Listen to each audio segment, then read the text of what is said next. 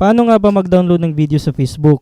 Sa nakaraang tutorial natin, itinuro ko sa inyo kung paano mag-download ng video sa Twitter. Kung interesado ka din sa tutorial na to, i-check lang ang description sa baba or i-click ang links somewhere here. Kung hilig mong manood ng mga video sa Facebook at nais mong i-download ang mga ito, panoorin mo ang tutorial na to.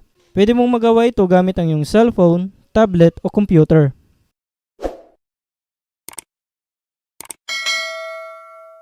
This time, laptop ang gamit ko ngayon. Subukan natin mag-download ng isang video gaya nito. I-click lang ang video, then yung URL sa taas, i-add ang mbasic sa unahan ng facebook.com.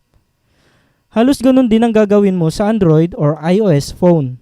Mula sa Facebook apps ng iyong smartphone, hanapin ang video na gusto mong i-download. Sa taas ng video, i-click ang 3 dots upang makita ang ibang opsyon. Piliin ang copy link. Pagkatapos nito, pumunta sa favorite browser mo. In my case, ang Brave browser ang gamit ko. Sa taas ng browser, i-paste ang URL ng video. Pagkatapos nito, press go or enter. Ngayon, habang naglo-load ang browser, bantayan mong maigi ang changes sa URL. Kapag ganito na ang URL na nakikita sa taas, m.facebook.com, pindutin agad ito. Ngayon, ay i-edit mo ang URL sa unahan. Palitan ang m.facebook.com, gawin mo siyang mbasic.facebook.com. Huwag mong burahin ang mga kasunod na text nito.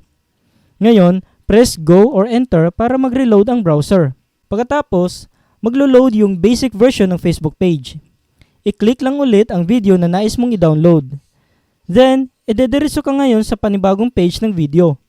Yung nakikita mong 3 dots sa gilid ng video, pindutin mo yon para lumabas ang ibang opsyon. Piliin ang download. Ngayon ay nasa local storage na ang video.